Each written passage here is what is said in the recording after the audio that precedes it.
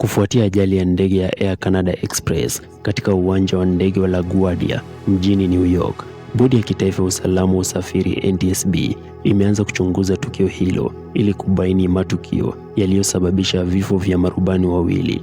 Mnamo Machi 3 mwaka 2026, NTSB ilithibitisha kuwa wachunguzi walikuwa eneo la ajali baada ya ndege iliyokuwa ikiendeshwa na Jazz Aviation kugongana na gari la zimamoto kwenye runway ya 4. Mwenyekiti wa NTSB, Jennifer Homdi, aliongoza mkutano na waandishi wa habari mnamo Machi 3 mwaka 2026 saa 12 kamili, ambapo aliweka wazi maelezo yanayojulikana kuhusu tukio hilo na hatua zinazofuata kwa wachunguzi. Homdi alianza kwa kusema kuwa ndege ya Air Canada Express aina ya Bombardier CRJ900 iliyokuwa ikiendeshwa na Jazz Aviation iligonga gari la uokoaji na zimamoto wakati wa kutua katika uwanja wa ndege wa LaGuardia mnamo Machi 2 mwaka 2026 takriban saa 5:27. Ndege namba 8646 ilikuwa na abiria 72 ndani pamoja na wahudumu 4 wa ndege, huku wazimamoto wawili wakiwa ndani ya gari la uokoaji. Homdi alitoa rambirambi zake za dhati kwa wale waliopoteza wapendwa wao katika ajali hiyo. NTSB inatarajia kuwa na takriban wataalamu 25 katika eneo la tukio. Wajumbe wa kwanza wa timu walianza kuwasili takriban saa 9:10 mnamo Machi 3 mwaka 2026. Homdi alisema baadhi ya wataalamu walikuwa bado njiani, huku akisisitiza kuwa NTSB haikuwa bado imekamilisha hata siku moja kamili ya uchunguzi.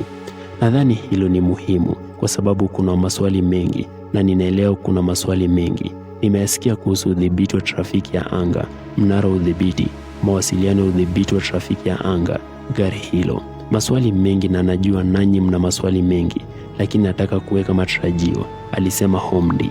Mwenyekiti huyo NTSB kisha alieleza kuwa ilikuwa changamoto kubwa kuwafikisha wafanyakazi kwenye eneo la ajali, huku wakikabiliwa na kufungwa kwa LaGuardia, kusimamishwa kwa safari za ardhini katika uwanja wa ndege wa Newark Liberty, kufungwa kwa DHS na foleni ndefu za ukaguzi wa usalama za TSA. Homdi hata alisimulia jinsi mtaalamu wa trafiki ya anga wa NTSB alivyokuwa amesimama kwenye foleni ya TSA kwa saa 3 hadi wakalazimika kuomba sana ili apitishwe haraka na aweze kufika eneo hilo. Akizungumzia uchunguzi, Homdi alithibitisha kuwa timu ya NTSB ilifanya ukaguzi wa kutembea katika eneo la tukio, ambapo aliona kiasi kikubwa sana cha mabaki yaliyotapakaa kwenye barabara kurukia na njia za taksi.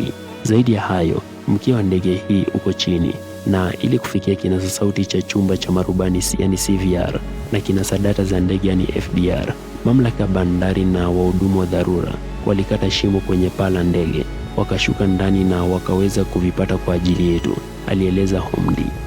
Baada ya CVR na FDR zilisafirishwa kwa gari hadi maabara za NTSB mjini Washington DC.